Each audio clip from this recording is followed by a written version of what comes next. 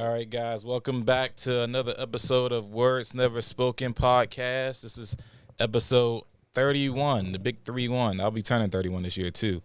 But anyway, we appreciate everybody for coming back and being attentive to our podcast, all the subscribers. Please, for anyone that jumps in later on after this drop, please like, share, comment ahead of time. And yeah, we really appreciate the support, man. We really appreciate the support, and it's just such a fun thing to do.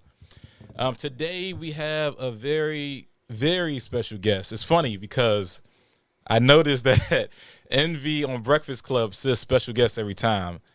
And then sometimes he says a very, very special guest. This is a very, very special guest. We want to welcome Fifth to the podcast. Fifth, what's up? I'm going to talk about, more introduction, but Fifth, how you doing, man? Say what's up to the people, all that good stuff. Man, what's going on, everybody? I'm happy to be here, hanging out with Tyrone, hanging out with Austin, man. Just happy to be in the building. I appreciate you guys, inviting me and extending the invitation. Appreciate you. And also, as always, we got our co-host, Austin. Austin, what's good with you? What's good, everybody, man? Y'all know what it is. It's your boy, Austin Tolls TV on all social media platforms. Excited to be here with Fifth. Fan of his music personally, and the way he does his visuals is very captivating. So y'all check out his YouTube channel and his album out now, 1 year old. Yeah, appreciate that, man. Yeah, y'all go ahead and check out his album, 1 year old. I liked a lot of. I feel like he has a lot of quotables. There's bars, punchlines, and there's quotables. I think Jeezy and Jadakiss are like one of my favorite quotables, like without wittiness. And Fifth has about 3 or 4 of them things.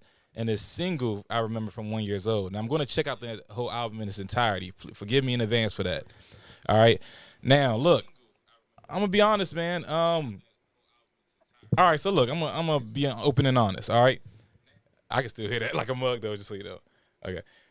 Okay, all right. So this is the most excited I ever been for a guest on our podcast.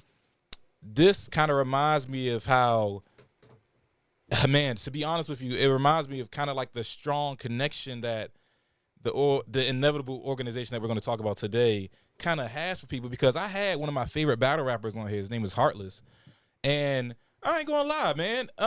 I was nowhere near this nervous. I'm nervous as hell right now. You know what I'm saying? It's crazy, bro. You know what I'm saying? But I think it's because of what you represent that's relevant to my personal life. You know what I'm saying? And that makes me comforted and also makes me very, very happy, man. And so we're gonna get into the details of that, man. We want to show appreciation for our past because it made us who we are today. But also we want to kind of talk about our past and, whichever way our perception lead us to memorize it from. So yeah, man, obviously Fifth is an artist now. All right. And I think what's unique about his artistry is where he came from that led him now to become an artist, which I can't help but to think that you had to hold back a certain extent for a lot of your life. So you always, when was the first time you started rapping? Do you remember your first rap? Man, so like I used to rap. I've always been like attracted to rap music, even though, as we're going to talk about, like we weren't even really supposed to be listening to it, in that environment. But that's kind of another story. But when I probably wrote my first, I remember being like in class. I don't even remember what class it was, but we had some sort of presentation. And I was like, I'm going to write a rap about it. Like, I think I know how to do it. I may have been 12, 13. And I wrote a rap, like a parody of, I think, Forgot About Dre. I like did a parody of that, like with that same structure, and just kind of talked about whatever it was, history or whatever. It was like random like that. Yeah, bro, like I did it. And it was so, the teacher was like, wow, that was like amazing. And, the classmates and stuff who could have probably like been like, man, that's corny or whatever. Yeah. They were showing love too. So, but so yeah, I've had to hold it back. Like I've made little songs here and there every couple of years. I'm like, okay, I'm gonna make a song, and it's really just for me. I couldn't really share it with people in that environment. But I've always had a love for it. Like I've always viewed it as a very just like a dope art form.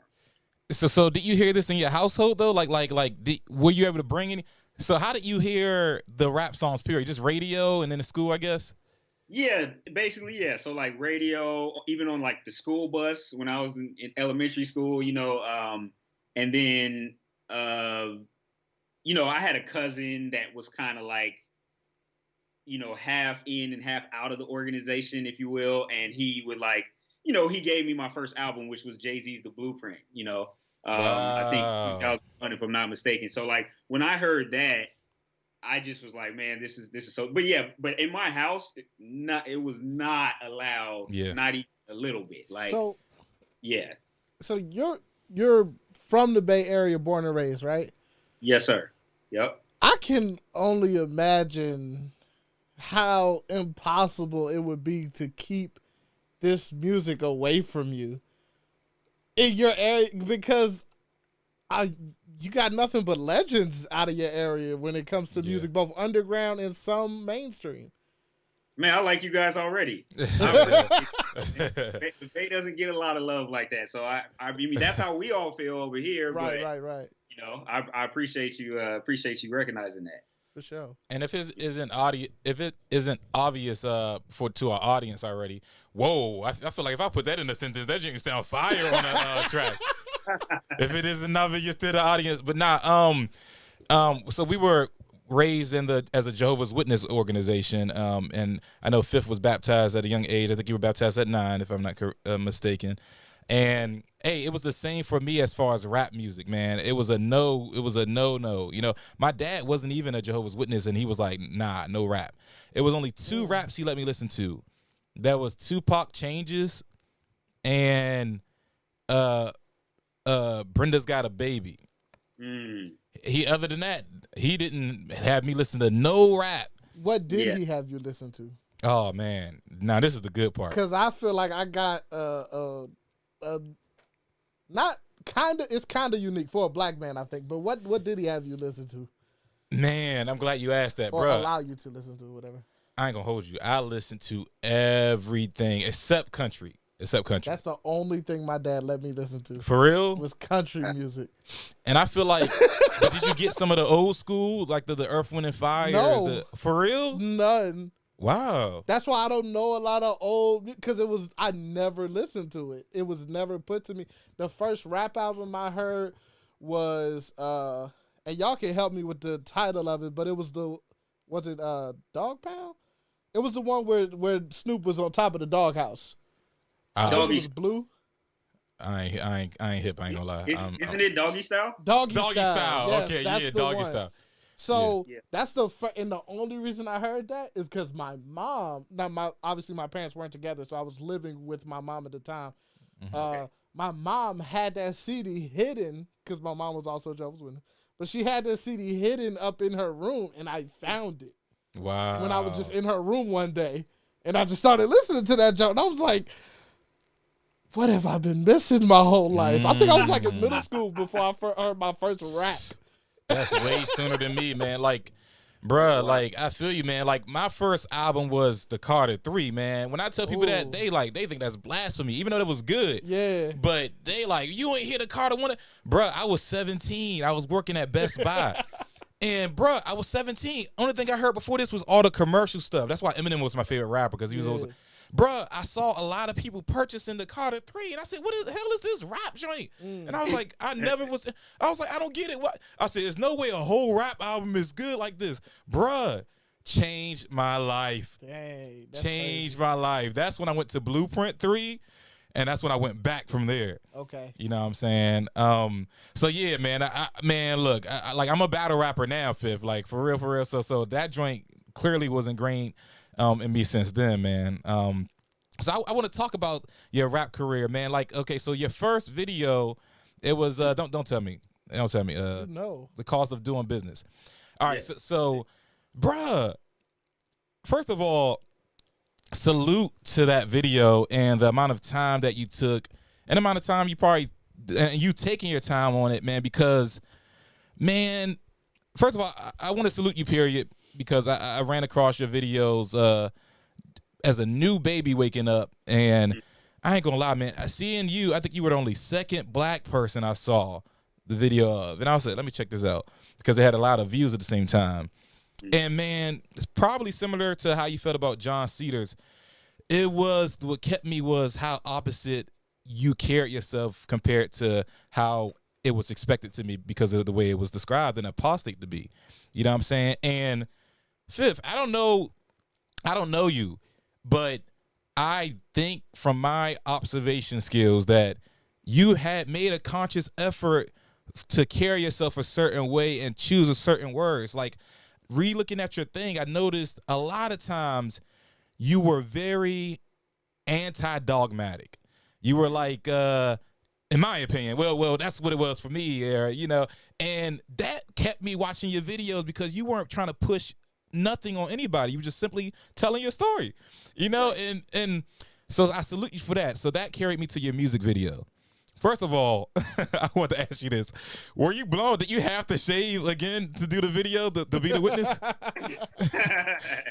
So, like you said, bro, I put a lot of time and thought into it, right? So, for me, it would make no sense to play a witness and have a beard. Yeah. Like, to me, that was like a very basic thing that I could not do if I wanted the video to have the impact that it was supposed to have, you know, because for those of you who don't know, Jehovah's Witnesses, basically, there's few exceptions in certain countries, or if you have a skin condition, perhaps, you know, they'll let you keep it. But by and large, you won't see Jehovah's Witness men with beards. Yeah.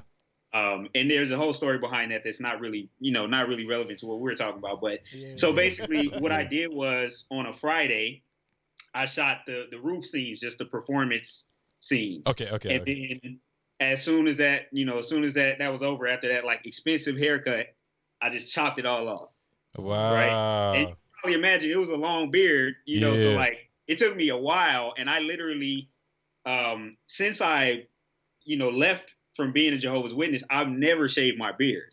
That, you know, it's kind of like almost symbolic to me, you know what I mean? It's like my power, you know? So like I, that's what I did on, you know, that Saturday, because this was very important to me. So, you know, like, Friday I shot the performance shots, and then on Saturday, that's when we had all the actors and everybody, you know, come in, and I just took it off. Who do you use for your videography? Because your team is insane with it. Like, I've watched at least 4 of your videos. I was on your website, officialfifth.com, and I was watching not only your videos, even your introduction video in my own words. Your visuals are insane. Who do you go to for your videography? Man, I appreciate that, bro. So I got lucky. I got really, really lucky, especially for my first video. So I'll tell you a little bit of a backstory. So shout out my boy Nate. He's actually somebody I've known since elementary school. Okay. He was like kind of my only, I guess, kind of friend, if you will, like, that wasn't a witness, basically. Yeah. And so, you know, once I came out, he was basically right there for me. So, you know, he's had my back. He helped me celebrate my first birthday, like, you know, all that kind of stuff. So anyway, that's dope. For my birthday gift, he knew I was kind of like, he's known I've had an ability to rap, like, basically since we were kids, right? I kind of shared it with him a little bit, and he knew I was kind of like, you know, thinking about taking it more seriously, you know, kind of getting in the studio, not even knowing what I was gonna do, but whatever. And he's like, man, for your birthday. He reached out to, I'm going to shout out my boy Starks right now. Hopefully he watches this right now. Shot by Starks, shoots for TDE, Top Dog Entertainment. Nice. So, you know, there's several rappers, if you guys are familiar with TDE, you know, Reason, and anyway, a bunch of, you know, Kendrick Lamar's on TDE, whatever. So my partner Nate, just on social media, bro, like, he has no like connection to this dude. He just reached out to him, told him what he wanted to do. Hey, this for his birthday gift. He kind of told him what the song was about, and the dude was like, "Yeah," you know, it gave me a reasonable, like. Wow. Anyway, it was just, it was cool, man. I got lucky on that one, man. That's so dope. Now me and him are cool. Like, me and Starks are, you know, that's my homeboy now. Nice. And he's, all of my music videos, he shot them all. And, you know, I fly down to LA. The last one, Chasing Dreams, I flew him up. here. And, he did it. That was his first time shooting in San Francisco. And then the other one that you're talking about where I'm just telling my story, that was shot by, man, I'm actually blanking on the name right now, but it's connected with my boy Sherm. He kind of he kind of helps me with some stuff, with social media or different things. Yeah. He's somebody I knew from high school as well. And so it was one of his photographers or videographers that he just had come in. Nice. And yeah, so he shot that. So yeah, I've been getting really fortunate, man. Just having really good people around me to kind of put me in a position that I think is different than most people that kind of start off with nothing and no connections. Right, heard you. Yeah, that's a fire Shout connect. Yeah, shout out to all of them, man. That's I'm glad you're still in touch with him, man, because that's a leg up on a lot of people, to be honest with you. Also about the actors, man, who were the people that played your parents? Who were they? So that, again, this is actually through my boy Nate too. So Nate happened to know this guy who lives up here now, but he's an actor. Like he's acted. He actually just recently for a Warriors game, talking about something having to do with like Black Lives Matter kind of stuff. Yeah. He actually got that gig. He was able to. They did a video of him talking, like kind of reciting like some poetry, nice. About the struggles of Black people and stuff like that, as they kind of showed pictures in the Bay Area. So anyway, Nate knew him, and that dude is connected with all these people because he's an actor. Yeah. And this guy for free, wow, rounded up all these actors in LA. I had more actors. There was actors that came that I had to turn away. Wow. Like, even able to use them. I gave this guy the description of like what I was looking for, because I wanted certain like physical characteristics, pretty much for everybody. Yeah. And he got them all. They showed up. They were dressed. I was like, this is incredible. The little boy, little boy's dad brought him over. Wow. And like little boy's like an actor sometimes. It just worked out perfectly. Wow. Man, look, I hope you really realize how much of that. I don't even know everything behind it, but I just feel like whatever you went through was worth it, man. That has a long standing effect, man, and every detail was worth it. Even like the white guy with the being tatted up. I mean, you could have had anybody with a beard, but just to make it clear, this guy is not. You know what I'm saying? Yeah. That was really encouraging to see, man. So I'm glad and salute to you and your effort there. I appreciate that, man. Thank you. I don't know if you saw the detail, but I had the guy who was sliding the contract. I had him with a big fat ring on his hand. Because most of the people at the top of this organization, right, they got these big crazy rings on, and I'm not even saying anything about that one way or the other, but I'm just saying like that was also a detail. I asked them to bring it, that everybody came through, man. They just show love. Yeah, and that attention to detail is crazy to me. Yeah, I love it. Yeah, me too. And I noticed the ring in the video, but I just didn't make that connection and associate that. But that's fire right there. I want to go back a little bit to like your foundation, but then skip to the very end of it. Okay. And so just for a summary, your father was baptized at 17, mother baptized at 7. Correct. Yep. You got 3 older sisters and 1 younger brother. Man, you really did your homework. I appreciate that. Yeah. Okay. Yep, that's all right. Okay. So you moved to the Spanish at 17, became a servant at 18. Pioneered at 19, and then eventually went to Bethel from 19 to 21. Yep. Okay, beautiful. So in Bethel, you worked in the shipping department. Okay, so I want to know. All right, so I know your departure from Bethel was about April 2016. Now, I want to know. We heard about the conversation with your mom and your dad, and how your dad pretty much wasn't really encouraging you to see them in person. But I know you FaceTimed them, but I never heard, I don't even think in yours or John Cedar's interview, how your sisters and your brothers took the news. Were you able to talk to them personally? Yeah. So I was able to talk to everybody personally. I just wasn't able to see people in person, So like when I was on my way to, and I guess this is some like witness jargon, but I'll try to just kind of explain generally what happens. So when you break one of Jehovah's Witnesses' many rules, right? And there's a very long list that could get you in one of these kind of it's like a trial. It's almost like a trial. So you have these the leaders, the congregation leaders, who are called elders. They meet with you, and they basically kind of grill you, and they have to figure out how sorry you are for breaking one of these many rules.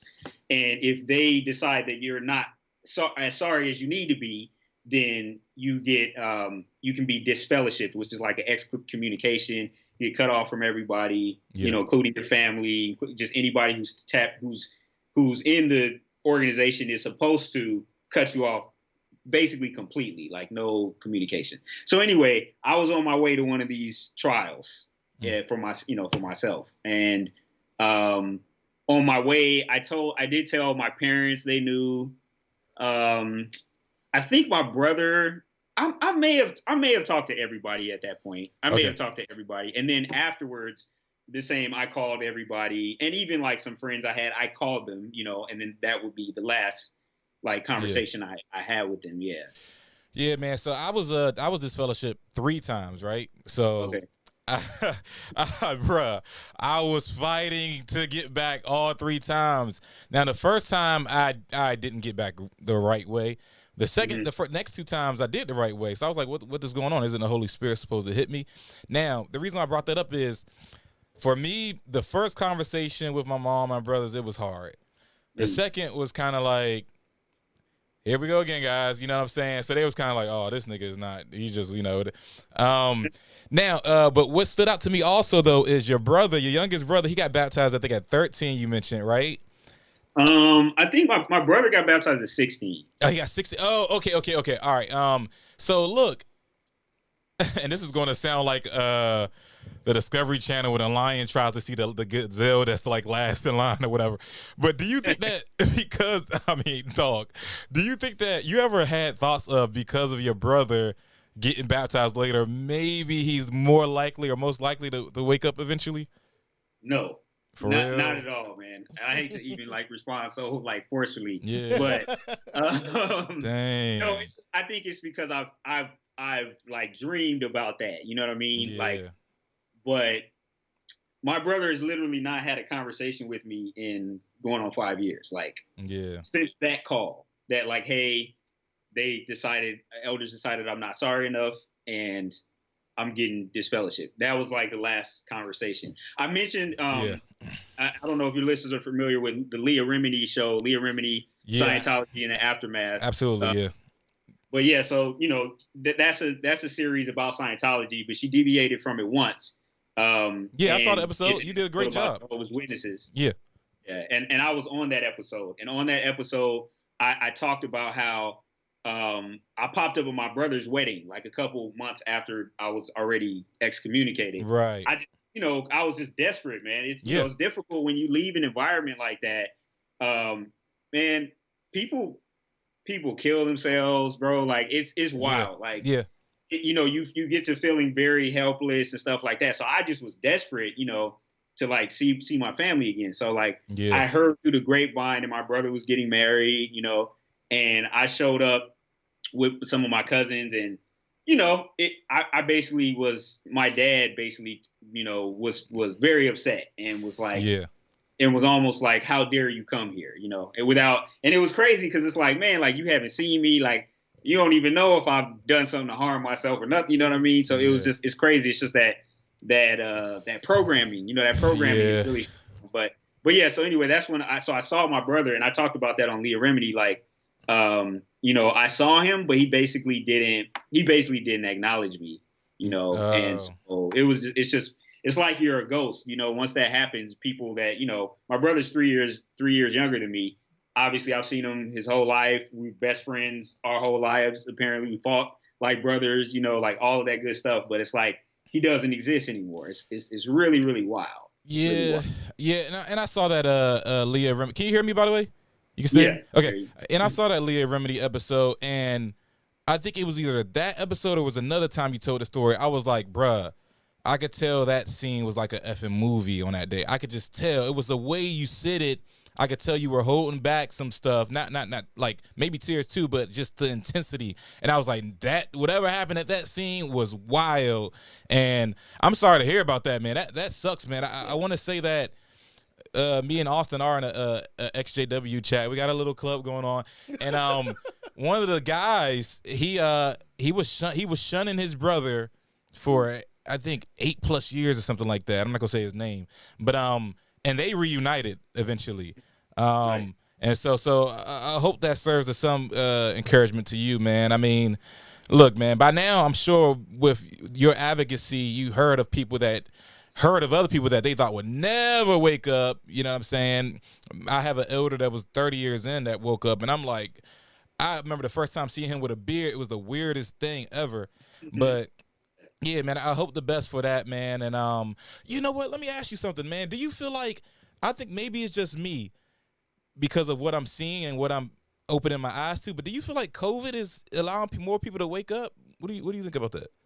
You know, man, I don't know, because honestly, during most of COVID, I've been doing kind of less in the ex-Jehovah's Witness activist space and more just kind of focusing on the music. I guess I'm trying to think, like, because, you know, throughout this period, I've had people from my past reach out. You know, once people figure it out, every once in a while it happens and somebody will reach out. Okay. I haven't seen anything specifically that like tells me that COVID is doing that, but I will say, like, it does seem logical to me, right? Like, yeah, you even the religious services you're watching on the internet, right? So like, you know, what's to stop you from just finally researching something and being like, man, I'm going crazy in my house already.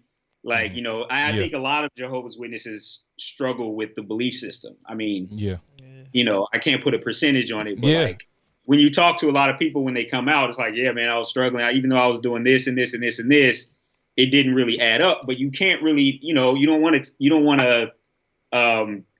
be exiled, or you don't want to be, you know, cut off from everybody. Like, that's no fun, right? So like, you know, a lot of people, and shout out to anybody who's going through that, who hasn't been able to break away. Like, they have my sympathy, because I don't look down on those people. I understand, like, holding on to your family, man, like, you know, that's very understandable. So anyway, as far as COVID, I've heard some people say that they feel that that's what's happening. But to answer your question, I don't have any particular knowledge, like, to be able to answer that, you know. I appreciate that, man. I think that I have a bias where I'm seeing more people, but I think it's probably because I subconsciously am looking out. But I am one of the people that COVID assisted in me waking up, and it's because, ironically, I had more time to do personal study, man. And what got me is first of all, it was a blessing in disguise. I actually, since I was D'd up 3 times in certain specifics, the chances of me getting privileges were like, you might as well forget it for a while, my guy. You know what I'm saying? Yeah. So that made me really not aim to do things that please them to appoint me, but rather aim for me to really educate myself on the Bible. And so my journey really started off sincerely to be more Bible knowledgeable. And I would use the scripture index. It was my favorite thing to use on jw.org, that broke down the scriptures individually and it kind of explained what's going on. And for me, man, first of all, fifth, like, I had mad friends try to wake me up, and I didn't even realize what they were trying to say. But when I woke up, I was like, I remember calling 2 people specifically saying, this ever seem funny? And just immediately, you woke up. And they said it not in a way where I won, but in a way where I'm so happy for you. And that was like, you are so, like, man, I mean, I wish I could say their names, but one of them is still Pimo. Man, like I wanted to say, man, I love you so much, because they didn't push it in my face and turn me off enough to make me shun them immediately. So it allowed me to still be friends with them. But anyway, in the scripture index, I noticed jw.org would skip some scriptures. They wouldn't explain some scriptures. But I was so hungry from Bible knowledge that I said, I got to find out what people think this interpretation is. And so that's when I found Bob Utley out. And just like you would get a plate of food, your favorite pizza or chicken, and you would put on a movie to watch it to enjoy yourself, my God, I was getting my favorite food and watching Bob Utley break down these scriptures. It was so fascinating. And so that's when I noticed that I was like, hold on. I said, this dude is smart. What does he think about 144,000 and 607? And I said, Tyrone, No, immediately I was like, oh, he's wrong. I was like, hold up, Tyrone, you listen to him on everything else. Why do you just disregard him being wrong? It was over after that. After I started venturing to other stuff, it was over. I'm talking about pre-apostate material, just like neutral, as far as I know. No JW facts, like all neutral information. I was like, and so then I started asking people, and I noticed 90% of witnesses don't even know why this and that. 90% of them, it's probably like 95. And I was like, none of y'all niggas know, like, y'all can't explain where we get 607. I was like, it was elders that didn't know. It was an elder that called me with another elder on the phone. They was like, we just want to hear your thoughts. I said, so why did we translate Daniel, I forgot the chapter now, into this many times in a year, whatever? They was like, what's that mean? And I was like, that leads to 607. That's the foundation of our thing. And they were like, oh, well, man, that was discouraging, man. So anyway, I want to ask you something. Look, this blew me, bro, because it's one thing to get the big doctrines wrong, and but it's another thing for the smaller stuff that they put in for no reason. Like the cross, really? Like why? Like the Noah preaching? Like the scriptures don't even support Noah preaching to the people before the flood. I'm like, what's one example of something like that you was like, nigga, why did they even do that? Like have to say that? You feel me? Did you have that moment? I'm trying to think like on scriptures that they see. I think my thing is my relationship with the Bible, if you will, was like purely because I was a Jehovah's Witness. I think I could say that pretty definitively. And I guess what I mean by that is there was a lot of stuff that I would read in the Bible that I really only like force myself to make sense of it or let it go because it's all wrapped up, it's all part of my belief system as a Jehovah's Witness. I have to kind of take everything on, right? Okay. So it wasn't really even so much that there would definitely be scriptures that I would read, and then I would read the interpretation of it, and then think like, I don't know how they got that right now. Right. Before, what they used to say is, if you look at it, you look at a scripture, a Bible scripture, and you don't see how it means whatever they say it means. Well, they have kind of a direct channel to God, right? So like God is giving them these interpretations, right? Yeah. And that's cool. The problem is when those interpretations change. Yeah. Then it's like, wait a minute, hold on. Like, did God give you like false information on purpose? Or I'm just confused. Like, why would the interpretation that he gave you, which is one that I didn't see, didn't make sense to me, but I trusted it, now it's something completely different. And now literally like I've been saying this door to door for like a while, and now I got to go back and be like, man, I was just playing. It's really like this. You know what I mean? Yeah. Like I can't even think of specific examples at the moment, but there was a bunch of stuff like that. Yeah. That after a while, it's just like, bro, something's off here, man. Yeah. There was and I was surprised. I think this is after you woke up. But there was a lady on a convention about 2 years ago. It was a convention where we still was physically there. I think it was in Virginia, where she said she met someone at the door. She vehemently said, this interpretation of this scripture is this. And a year later, the society changed it. And she ran into the guy's service and apologized to him. And and when I saw, they had a watchtower on Joel, and they said the reason why we had the wrong interpretation on Joel is because we have to look at the whole context. That was so disrespectful to my intelligence when I read that. I was like, what the heck were you doing this whole time? Like, you know what I'm saying? But in their defense, Fifth, it's so easy to see it when you're awake, man. When you're in there, it's like you don't see it, man. But it's way more obvious when you are looking from the outside. I have to ask you about this. This is on some. This is just my personal curiosity, man. Look, man, there were some JW parties that was lit, though. I'm not gonna lie. Were you in that? Look, man, I ain't gonna lie. Polo Bubani used to throw these little top of the city parties or whatever, and he went to LA a couple of times, and he went to New York, Philly. Like, were you hip to that witness world? Not really, bro. I'm gonna be honest with you. I was in a Spanish congregation of Jehovah's Witnesses for most of my adult life, basically. So like, I'll be at the Spanish parties, but they wasn't lit like that. You know what I mean? Okay. It was kind of like you know, they got the bachata, which I you know enjoyed, the salsa, merengue, all that kind of stuff. But nah, it wasn't like part. But see, I knew of these parties, like I knew they existed, but like I just wasn't part of that crowd. Understood. You know, basically parties where they would have like rap, for example, which is so ironic now, obviously. Yeah. But like, you know, those type of parties, I just wasn't really, I just didn't really run in those circles, you know, because I was trying to do what I thought I was supposed to be doing, right? Like 9 times out of 10, you know, I was really like trying to put my best foot forward and you know, and do whatever they said to do.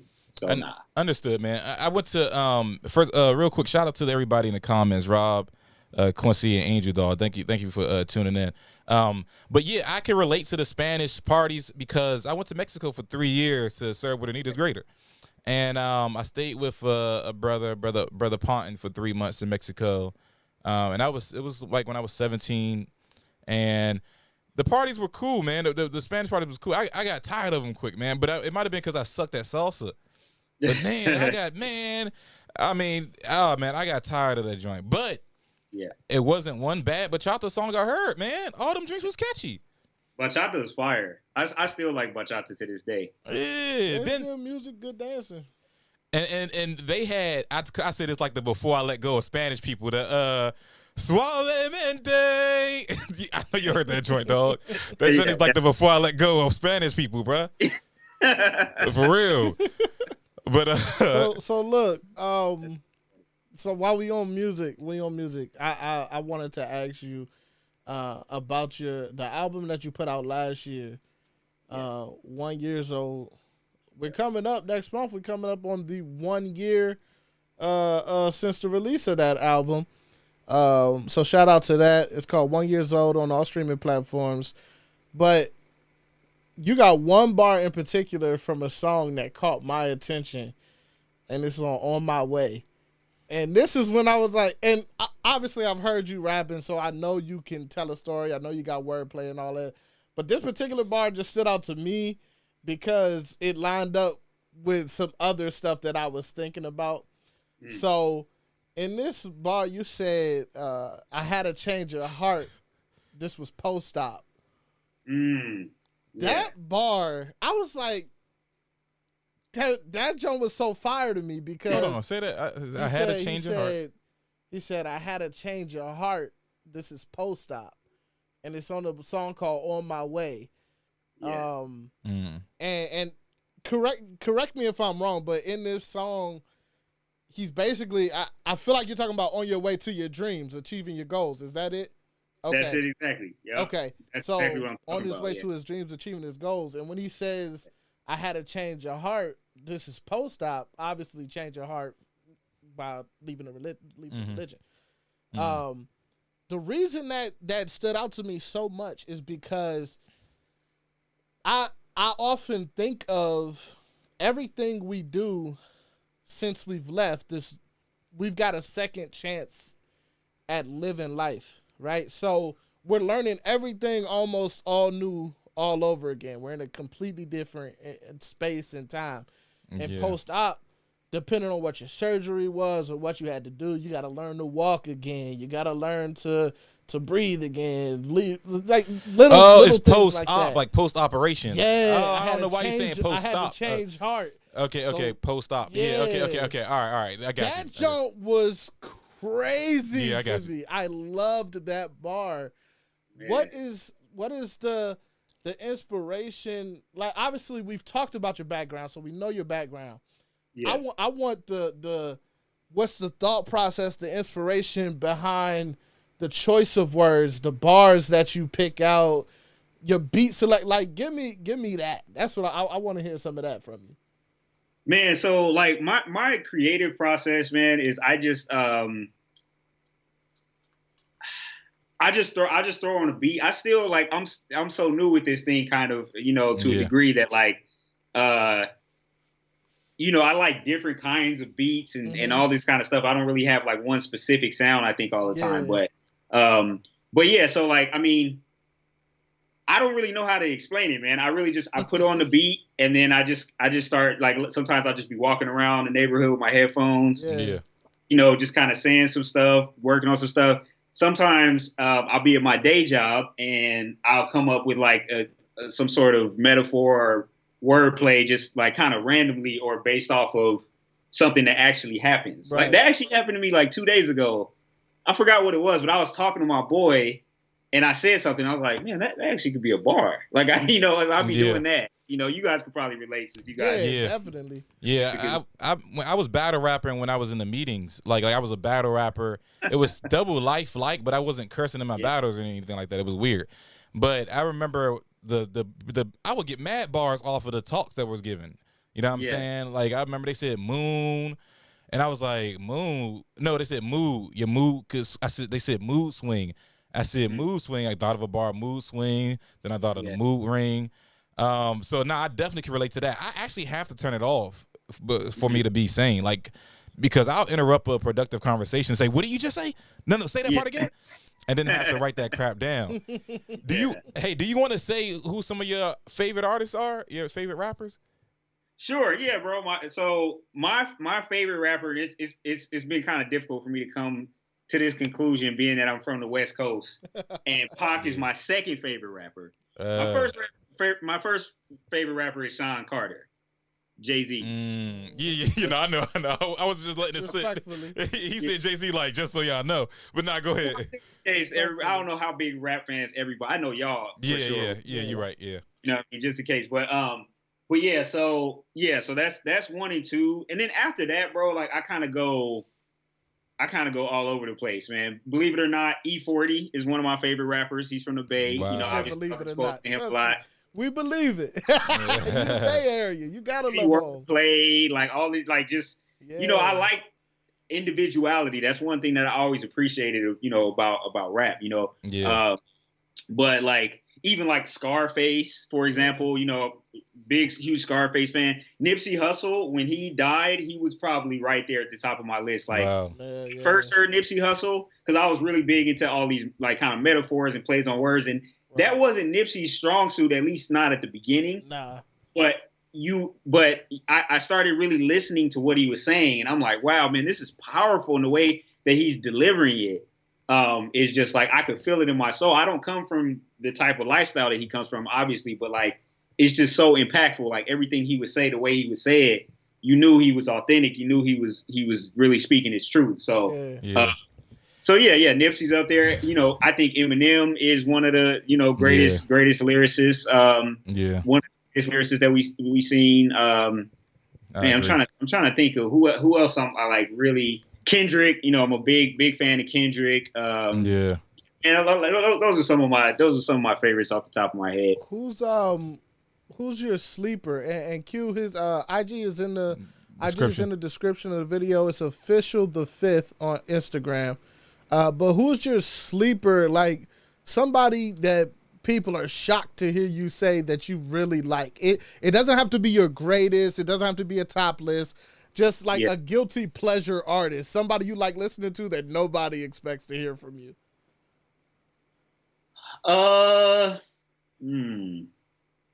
Man, I feel like I got a few guilty pleasures that like. This is kind of old, but Jeezy for sure. Okay. I really like Jeezy on that Jeezy versus Gucci battle. I was definitely rooting for Jeezy. Like and he's not even. It seems kind of just because he's not bars like that. But you kind of mentioned that earlier. You said quotables. Like some of the stuff he says, even when he just like repeats himself. And stuff. Just like wow, man, that was a cool thing you just said. Like I like that. Man, I'm trying to think of like who I've been listening to, the sleepers. But yeah, that's definitely one that comes to mind. I was thinking that like since you was spilling the beans about the governing body, what about Tekashi? No, I had to get his reaction on that. I had to get his reaction. It's okay. Tekashi is my guilty pleasure. That's my guilty pleasure artist. It is his guilty pleasure. I want to anybody that likes Tekashi. I mean, I don't. It's not like I don't like Tekashi because of all of the let's say off the field stuff. Like I think it's not super appealing to my ear, but like I definitely see the appeal. Like I could see, Yeah. it's just this crazy guy like screaming and doing all this, looking very different. So I'm I here could for see the the appeal. entertainment, man. I'm just here for the entertainment. So I love listening to Tekashi. Like that's nice to me. Yeah, I definitely can see the appeal. I'm not gonna hold you. I look, man. I ain't gonna never look. When my car stops at a light, I'm turning my itch down. But that first drink he came out with, I tell a nigga don't dick right. I was like, yo, that shit got me hyped. And then he had the big booty girls in the videos. I was like, oh, he trying to get the hood niggas liking him again. Yeah, he knew what he was doing. Oh my goodness. Color, all of that, yeah. Oh my God, hey, bro. I'm gonna move a little. I'm just gonna grab my charger, but I'm still here. Okay. And then like when I ain't gonna hold you, like I was tripping balls when I first saw that video. I was tripping balls. Which one? When I saw the you're mad, I ain't mad, It's catchy. It's catchy. I'm not gonna lie. Super catchy, bro. And then the way he emphasized it, I'm back, bit mad. But this dude using the sound effect. I couldn't help it. But I was tripping balls, and I was like, there was a demonic type of atmosphere when I was tripping. I was like, dang. I was like, I think he got the spirits helping himself. For real. But if you go on Spotify, right? If you go on Spotify and you really dissect people's streaming numbers, obviously Drake is killing it, right? Right. But the only artist, and I'm talking just rap, we didn't look at any other genre, but the only other artist who was rapping that was even coming anywhere near Drake's streaming numbers was Tekashi. Yeah, I'm not surprised at that. Yeah. It was crazy. He's a crazy fan. I mean, he has he's got some YouTube videos with 1 billion views. You know what I mean? I mean, just the latest one hit 7 million in 7 hours or something like that. 10 million in 7 hours or something like that. It's wild. That's crazy. Really quick, go ahead. Do you have something? No, you got it. Go ahead. Well, look, I want to ask you like a deep question because I think what's exciting about your next album is you are now have been allowed a lot more time since waking up, and your content could be about anything at this point. Like, we right here with it. You know what I'm saying? What do you looking for the next? What do you want to talk? I want to ask you two. This is a two-sided question. First of all, I'm gonna ask this one first. What do you want to talk about on your next album? What can we look forward to hearing you talk about? Yeah, so I'll tell you right now. I'm probably about like 5 songs like completed, engineered, ready to put on the album in. So that's kind of my halfway point that I'm going for right now. But so yeah, bro, it's just kind of about the next step, the next evolution. You know, kind of how things have been. It's pretty much still just staying consistent to, you know, what I experience. You know, different things I go through. Celebrating life and you know, using the past as a rearview mirror as opposed to you know, just treating it as a rearview mirror and focusing on the windshield, so to speak, like, you know, looking ahead at what's going on, at what's coming next and stuff like that. You know, a lot of growth type of thing. So yeah, you know, I mean, there's different directions, you know, I could definitely go. I think the thing that has always appealed to me about rap is people staying true to their story, right? I mean, I know it's not always that way, but like that's something that really stands out to, you know, to me. And that's why, like, for the most part, you know, I just talk about what my actual life is like, which I think is very relatable. You know, I think a lot of people can relate, even on the stuff that kind of touches on the being a witness. I even think there's a lot of that people can kind of translate into their own experience, and it's still, you know, it's still very it's still something that they could identify with. But I think it's gonna be I'm putting a lot of work into it. You know, I learned a lot of stuff in the first project, you know, whether it's beats or whatever. You know, I learned a lot about, you know, kind of putting a project together, and I think this one is gonna be gonna be a classic. Nice, you know? Man. That's what I'm going for. That's what I'm going for. So I need to know, because my fans and the people that watch us know I wouldn't be me if I didn't try to get this. So what's the title of the new album? Can we get it here first on Words Never Spoken for our fans? What's up? Yo, pressure's on, man. Not yet. I just that's all part of my, like, thought process too. Word, you know what I mean? word. Like as far as like when to release it and everything. It's hopefully coming in the next, couple of months, like this next short period of time. I think it's a clever title, but I'm gonna leave it at that Keep for it in now. the tuck for now. We'll do this again. I'll come back when I get ready to drop. Bro, would love to. I mean, heck, we can set up a listening party or something for, you know what I'm saying? Yeah. Like just for our side of the town, for our people, because I really like how you come up with your titles of everything. Not necessarily the process, but when I listen to your songs and I see the title, I'm like, okay, either it's something in the hook, or it just makes sense. You know what I'm saying? It's not just a random name that has nothing to do with the song. You know, sometimes like the videos have nothing to do with the song. Yeah. They talk about flying and they driving down the street for the whole video. Yeah. Yeah, they in the club no matter what scenario, they in the club. You know what I'm saying? Do it. So I like how you do that. I think 1 year old was extremely timely for you. And so I'm looking forward to hearing what the title is when the time is right. Yeah, for sure. I'm looking forward to a lot of the content, man. I think that I hope that you're just as transparent as you were on your video on leaving the organization, man. Because man, you could have a lot of interesting stuff to say, man. I want to ask you about that. I'm sorry, I know he's like the music guy, and I'm reverting back, but I'll just I'll kill myself if I don't. No, we're staying true to what we do. You know what I'm saying? We good. Look, man. So I'm still a kind of a new baby waking up and everything like that, and I'm going through a humble experience where, to be honest with myself, I'm still learning what I really want to do and what really makes me happy. You know what I'm saying? It's very humbling, and it makes me emotional sometimes when I meditate on how lost I have been. All right, I want to know, waking up, I want to know two things. When you were first waking up, was there a level of frustration on, or even determination on, where to start developing the new foundation? What was your mental like after leaving something that for so many years has now been basically obliterated? Where did you think you needed to start, and how did you go about doing that? Or even if you cared to start kind of patching your foundation back up? I had no idea. Yeah. No idea. Yeah.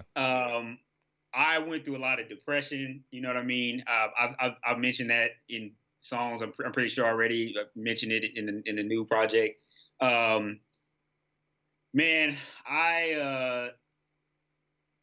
that was a rough period, man, because I was really by myself. I was really alone. I didn't have anybody. I didn't have any human, basically. I reconnected with my boy. Like I told you, my boy's rocking with me lately. Yeah. And, different things. But, did you look into different religions immediately, or did you say, well, I'm going to stay away from the religion thing for now? You know what, bro? Like I told you, man, the thing that kept me to the Bible and to religion by extension was just this whole ecosystem. The fact that this is an all-encompassing thing. Like, if you take away being forced in a way to be a Jehovah's Witness, it doesn't speak to me. Like, religion didn't speak, doesn't speak to me. And that's no knock to, obviously anybody has a difference of opinion. I'm just saying that's what, that's kind of where things were for me. And I literally, what my thought process, I did have a thought process with that. It was basically, I am never again going to be forced to believe anything. Yeah. I'm only going to believe things that make sense to me. Yeah. And if it doesn't make sense to me, I'm just not taking it. If somebody comes and they share something with me, and I'm like, oh, you know what? I think I could rock with that part of that, or I could use that, or that sounds like it could, or if somebody has a specific belief, I'm like, yeah, maybe, maybe that's true. Yes. Maybe that's how the universe works or whatever. But like, I'm not. That's the thing, and I kind of referenced this in a song, in the Cost of Doing Business song, where I say, I'd rather have questions I can't answer than answers I can't question. Favorite line, yeah. Yeah, what I'm saying is, like, I'm really okay with not having an explanation for life and God and everything to the extent that I had as a Jehovah's Witness, because that explanation doesn't ring true to me. So I would rather just say, you know what? I don't know everything. I'm learning different things. I'm intrigued by different things. Yeah. I have generally an open mind, but so even when I started off, I never really felt any pressure to come up, because the thing about the Jehovah's Witness religion, for anyone who doesn't know, is they refer to their belief system as the truth, Yeah. right? So that's a very strong claim. Yeah. For me, it's either the truth or it's not, right? So if you say you're the truth, it doesn't have to be, well, I found a different set of beliefs that I think is superior to this. No, I could not have found anything. But if I determine that this is not what you say it is, that's enough. And I got to move on. Just as far as that part of it, Yeah. So yeah, it wasn't really replaced by like another, belief system. To this day, like I said, I'm just being exposed to different things, I'm looking to like astrology and stuff like that. I'm not necessarily sold on anything per se, but that's the thing. I don't feel like I have to. I can just say, you know what, that's interesting, or that's cool, or oh, you used your birth chart to whatever. Okay, I just open mindedness. I don't have the answer, so that's fine. I'm gonna be honest with you, man. Like, if someone asked me that same question, and as far as my thinking now, I'm not gonna lie, you said exactly how I feel, man. You said exactly how I feel. It is very, as much as, especially what we experience, man, there's no way in hell I could be dogmatic about anything anymore, because I was so sure. I had a list of people in my mind that I was like, as soon as Great Tribulation started, I'm going to say, yup, what I say. Like, I was sure. And when that stripped from you, exactly like you saying, when people talk to me, and this was one of the best things about waking up, is that when people talk to me, I finally actually listened to what they had to say without ulterior motives to paint a narrative. I remember this drunk guy I ran into in the store. I was just waking up. He's like, man, everybody got the spirits around. I said, what you mean? And he said, you got a bad spirit and a good spirit, and depending on how you act, like if you curse me out right now, you the bad spirit. I ain't agree with him, but I listened. I was like, okay, that's cool. I was like, that's very interesting. You know what I'm saying? And so I'm with you, man. Like, if something is beneficial to you, and I'll tell you one thing though, at first I was looking for the right religion, because we're taught that when I was talking to everybody about what I came up with and everything like that, their main thing was, well, who got it right? And because we're taught that nobody got it. So I went to a monk temple in Atlanta, and Fifth, the people that were visiting for the first time, they could tell I was a baby in my journey for the truth, right? Because they didn't ask no questions. They were just enjoying the moment. And when the monk came out and said, anybody have any questions? And I saw the room of 30 to 40 people, I was like, I know y'all ain't understand what this man just said. So I asked my questions, right? And I ain't find out what was happening until later. They were just looking at me like, oh, poor baby, he doesn't figure it out, that no one really knows. So I asked this monk about reincarnation, and anyway, it led to us belonging back to God. And I was like, so why are we kicked to earth anyway if we belong back to God? And he said, well, we wanted what he had when we were jealous. And I was like, oh my God, it's the fallen angels. I said, oh my God. I was like, no one know what the heck they talking about.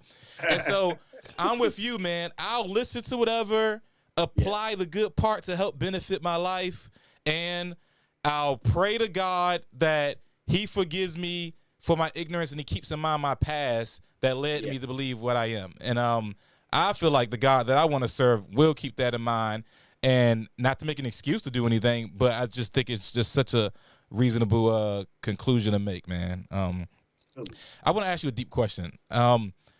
With your father being in the organization, because I feel like this could be fire in your music, now waking up, you now came from a father figure that has wisdom based on something that we now don't even believe in. Now, all that wisdom now is now misleading. So have you thought about or made a conscious effort, or even on the low without someone noticing, sought out a father figure that had now newfound wisdom of like a more objective world? Have you ever thought about that? You know what? So I have thought about that, and actually, just this weekend, I keep referencing this weekend because I was actually in Atlanta kicking it with some of our boys out there over the weekend, and anyway, we were actually just talking about that. You know what I mean? It's one of the most important roles, that somebody has to fill, right? The father, especially I think for a man, for a man, it's like, I Yeah. think most of us really need that. You know what I Yeah. mean? And so even when we're older, right? Like, I'm a grown man, but that relationship still represents something very important, Yeah. to me. And so yeah, so yes, I've thought about it. As far as has it been replaced or anything similar, I would say no. I have friends whose dads are, I'm cool with and everything, but it's not. I don't have a relationship like that with anybody. I'd say what I have probably more of is like older brother type figures. You know what I Mm-hmm. mean? I have stuff like that. People Yeah. that are a few years older than me and stuff like that I admire and I look up to, and who I can bounce ideas off of and things like that. So I definitely have that. But I feel you on that, bro. Like I think my boy that I was talking to, he was telling me he did find that because he's also a former Jehovah's Witness and a former Bethelite. He also worked at the headquarters. That's where I knew him from. But he's been able to find people like that. So, but yeah, it's a good question. Yeah, man. I appreciate that, man. My mom's still in the organization, so for some reason, I'm more drawn to when like women talking to women and getting their ideas. And I randomly I met this white lady online, and she just seemed so wise because of the community I met her in. It's like all freaking geniuses to me, and she's recently kind of like dropped some wisdom on me that I pay keen attention to, man, and I appreciate her very much. But at the same time, there's people that grew up without father figures and all that good stuff. So, it's very possible for us to develop our own theology. You mentioned Nate through your birthday. Uh-huh. And this ties into the white lady I met online. I told her about my birthday, and she just like, so you're going to celebrate the birthday this year? And I legit was like, you know what? I haven't thought about it, man. And I got emotional because, to be honest with you, Fifth, I feel like this is the organization's fault, but I never even felt worthy enough to be celebrated on my birthday. I feel like me telling people it's okay, I think it's subconsciously me saying that I'm not that valuable enough to do that. You know what I'm saying? Yeah.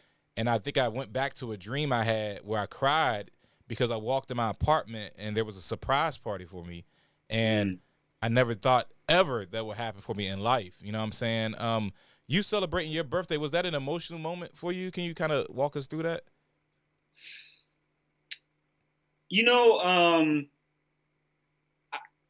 This may have actually been the second birthday I celebrated, but I did get emotional because they threw a party, like all these people that I had just only known for like a couple of years, right? Yeah. Like my family doesn't speak to me that I've known my whole life. Yeah. And I have these people who I've just kind of come across and they just love me for who I am, right? Like it doesn't matter what I believe, like we believe different things, whatever. And they all came, man, from like, most of them live like an hour away from where the thing was. Wow, man. It was a surprise for me. You know what I mean? Everybody showed up, and I just, it was emotional for me because, these people are showing me crazy love, and it is, it's a void, that we have when we leave, and when some people are able to fill it, even to like any degree, it's it's really appreciated. So I guess what I mean to say with that is like, the birthday still doesn't really have a whole lot of meaning for me, if I'm being honest. You know what I mean? I think most people get that from when they're kids. Yeah. It's for me, it's kind of like I'm aware of it. Yeah. And the people around me, they do something. They always do something, but it's it's more just like it's more just because like I feel it makes me feel good, to have people in my life that like appreciate me and who understand that this is, they in their minds they want to kind of go all out because I didn't grow up with these. I missed out on celebrating on a celebration of myself, which we all should have. So yeah, that's kind of where I'm at with it. Yeah, that's what it's a lot of like.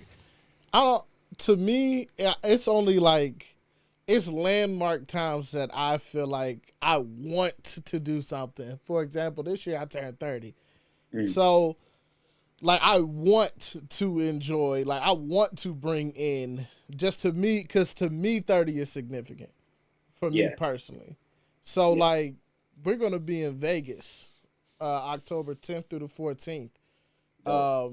It's an open invite, by the way. So whoever want to come out to Vegas, October 10th through the 14th, we're personally staying at the Bellagio. We getting one of the penthouse suites, but just for me to bring it back to the music tip, it's actually going to be Audio Engineering Society. It's a weekend down there at AES. I don't know if you're familiar with the AES at all or not. So it's a group. They have chapters all over the country. Like I said, it's the Audio Engineers Society. The reason I'm asking about this, because I want to ask you, like, who do you go to for your recording, for your mixing, mastering? Because I'd actually like to, I'd like to get you linked up with my guys out here. My guy out here is the vice president of the AES DC chapter. I think that I'd like to link with you just in thoughts of pushing your music moving forward and everything, and getting you connected with some people that might be able to help you that we know. You know what I'm saying? So who do you go to for your recording, your mixing, your mastering? Do you do some of it yourself? Is it something that you've learned over time? How's that process for you? Yeah, so all I know how to do is rap. So I can't, producing, engineering, none of that. I don't know how to do any of it. And I have a huge respect for those that do, because I don't understand it,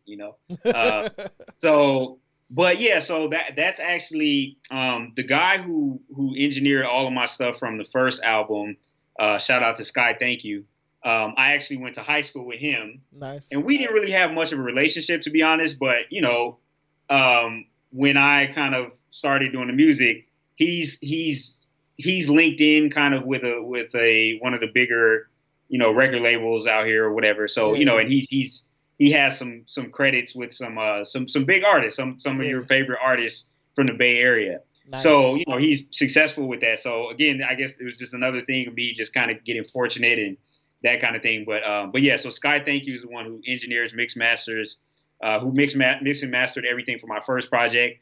He'll probably do something for the second one, but I've met another engineer as well, who's actually lives closer to me, that I've been recording some stuff with him as well. His name is he goes by Garza, Garza, and yeah, he's been doing the engineering on my stuff recently. That name just sounds so familiar to me. I wonder if he it makes me wonder, does he also have credits? I think he does, but I just don't remember them at the moment. Yeah, it sounds so familiar to me. But yeah, I completely feel you on that. I'm able to do the basic recording, like running a regular recording, a tracking session. Yeah, but that's where my knowledge ends. Like, don't ask me to give you a rough mix or nothing. I'm gonna just press the button. I'm gonna tell you what you need to read, what you need to say over again. But that's all I got for you. But yeah, I'd definitely like to. I'm gonna hit you up. Because I think that you would enjoy the Audio Engineer Society, like some of the things that they put on. It's the way they hand out tickets when it comes to their national conventions. It's free to go to. Basically, you just take care of your room and board and stuff while you're there. But other things that we get into, I think you would really like and appreciate for your artistry. And might actually give you some more ideas too, as far as like where you can take it next to help continue to grow your brand. I'd love to be a part of it. I think you're a super cool dude. I was a fan before I'm able to say I've actually talked to him, and he is as cool as I thought he was. You know what I'm saying? Cool guy. So yeah, I definitely would love to stay locked in with you for that. Hey, Fit. I want to ask you how much you could talk about your plans for your rollout of your second album, man. As much as you could talk about, as far as, I know you don't want to give away all the sauce, but do you have an idea how many singles you want to do it, if you want to shoot videos to all of them and all that good stuff? Yeah, man. That's a good question. So I can't answer mainly because I don't have the whole plan yet. Okay. But I do have, there are certain songs that, like, I got this one video in particular planned, which, you know, this part doesn't have to be a secret, but it's kind of like the follow up to Cost of Doing Business. You know. Oh my goodness, for real?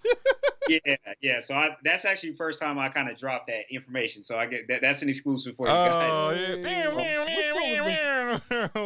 I got that one, and I got some surprises. I'll just say I got some surprises. Dang. And I think it's gonna be a big one in the, you know, for everybody, but it's specifically in the ex-Jehovah's Witness space. I think I have a powerful visual plan. But anyway, Dang. so there's that, and I just actually finished recording that one like on Thursday. Nice. So that one's pretty much ready to go. You know, talk to the videographer and other people that are going to be involved, and I think we're a go. But anyway, so and then after that, bro, to be honest, I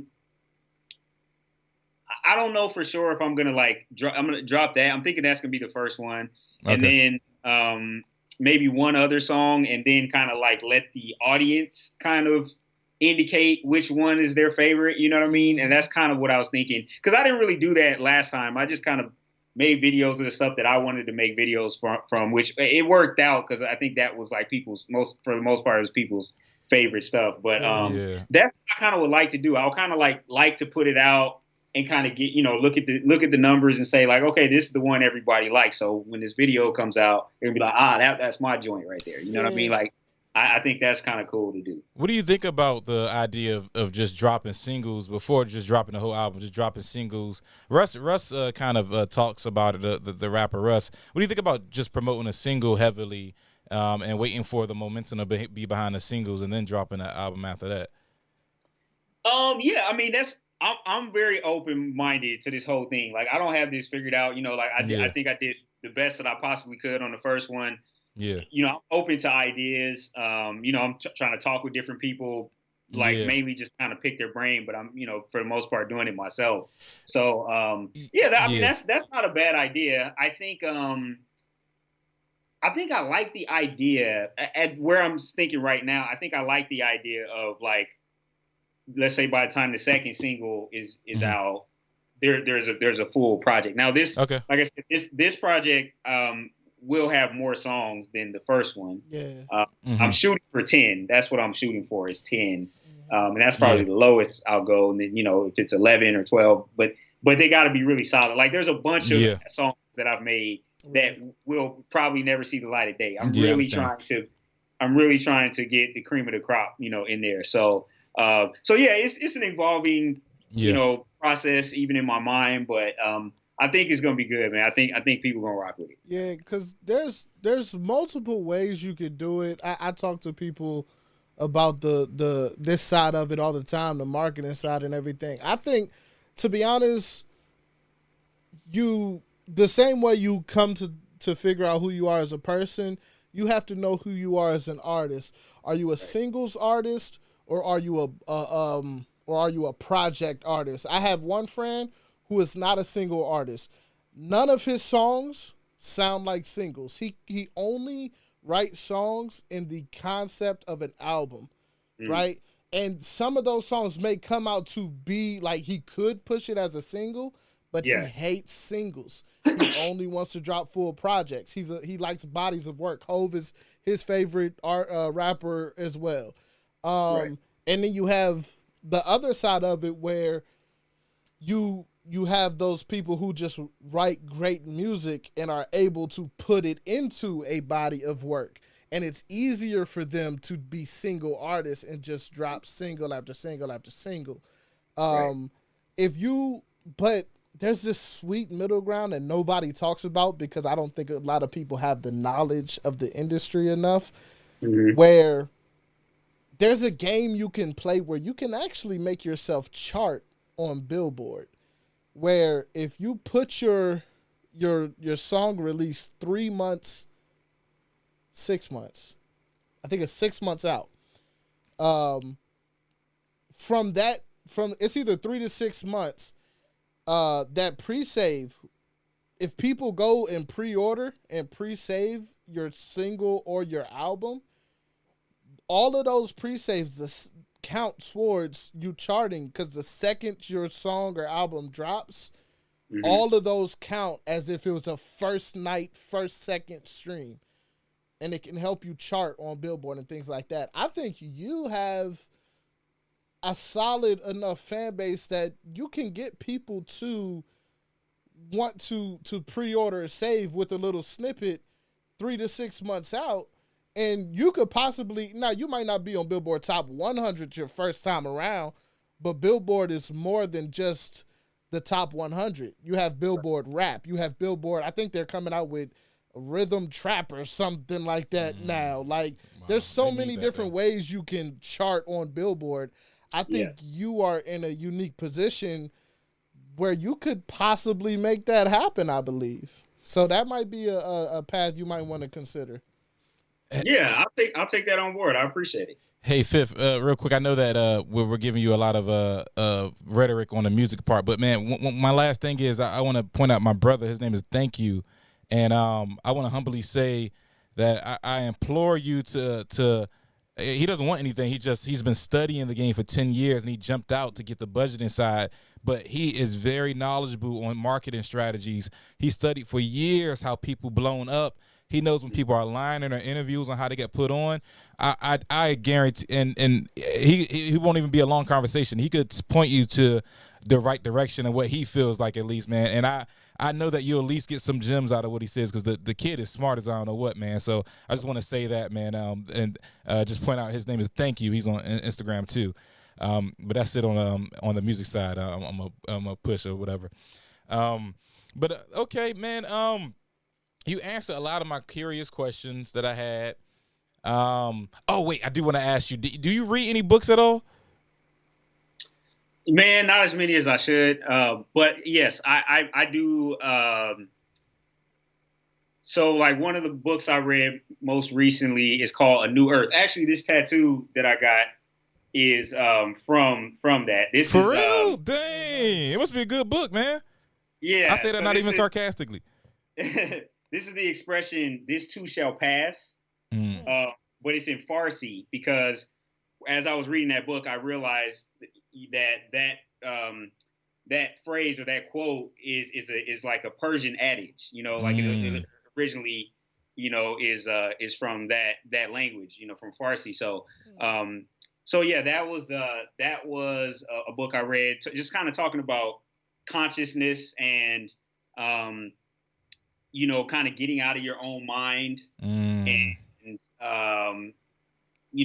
basically just being, just being a conscious being, and just appreciating, kind of what's going on. To me, this too shall pass means, don't get too high, don't get too low. Like, just, you try to stay even, no great situation or terrible situation is not going to last forever, right? So like, to me, that's a good reminder every time I look down here, so that's a book that I read. The Outliers, I don't know if you guys ever Malcolm heard Gladwell, of that book. life-changing book. Like, life-changing book. That was an amazing book I read. Obviously I've read, several books from ex-Jehovah's Witness writers, especially early on, as I was kind of like, okay, kind of waking up, whatever. Amber Score, shout out to Amber Score. That's a friend of mine now. She was on Daily Show and Oprah Magazine and all that with her book that came out. Lloyd Evans' book, a lot of books, Stephen Hassan. And yeah, I'm trying to think of what else. Think and Grow Rich, stuff like that. A lot of stuff. Okay. So I'm glad you gave us these books. Yeah. Okay. Thank you so much, guys. I wanted to get at least 3 books from you that's like kind of not JW related, kind of like philosophical.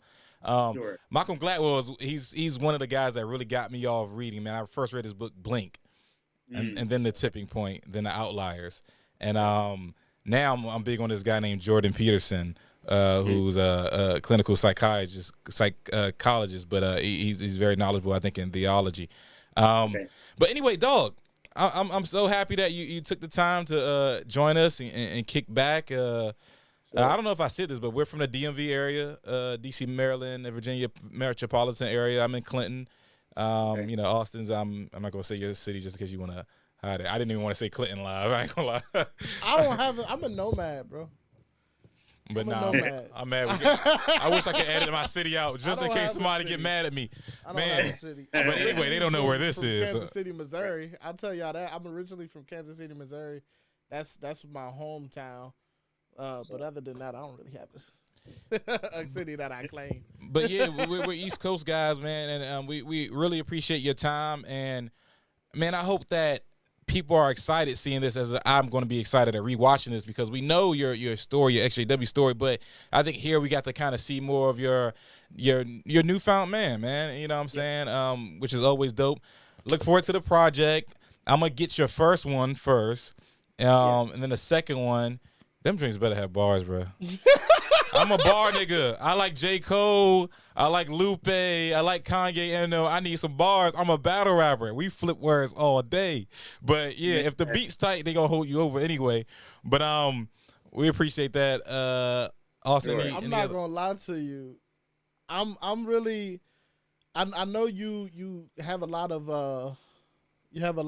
inspirations and stuff. So I'm kind of hoping to get a little more range out of you over these next couple projects. I want to see you explore the pop scene, the R&B scene, as far as like who you collab with, or if you even do it yourself. Right. Like I really want to see if that's your thing. You know what I'm saying? If that's I kind of want to see where your range takes you moving forward, since you are still for yourself in a newer space of exploration of the music. I really want to see that, because I do a lot of different stuff, because I can't stick to one thing. I can't stick to just hip hop rapping. Like, I gotta do everything. So I force myself to sing, even though I'm not the best singer. Things like that. Is that something that you got an idea of playing with? Can we expect some more of that on the next album? Say that last part again. Can we expect some exploration on the next album? Yeah. I'm still trying to figure out how much. You know what I mean? Yeah, because for sure. you know, it is important for me to kind of like, just basically kind of tell my story, which is what attracts me to the music. Yeah. But that said, there's definitely, like, I just recorded a song that, like, I want to do like a music video, like in a club or like, a party kind of thing, maybe on a boat. You know what I mean? Okay. So there's definitely some of that. Most of it still, I'll still kind of nod to, like, hey, kind of came from this is what we're doing now. You know what I mean? But yeah, like, I'm exploring a few things. I'm definitely exploring a few things. I think there is definitely growth. You'll definitely see growth. That's what's in the project. So that's dope, man. I'm excited, man. Any other last words or shout outs for you, Fifth, man, before we head out? Man, I shouted out my guys that have been rocking with me. Shout out to y'all. Really think the platform you guys got is dope. Definitely, like, really enjoyed the conversation. And yeah, man, I guess my message to people, if I could say, is just, live your truth. Don't let anybody else, like, determine, who you're supposed to be, right? Like, be yourself. People always talk about being somebody. I think being yourself is the best option. So that's probably my parting words right there. There you go. Be yourself. Everybody else is taken. Yeah. That's it.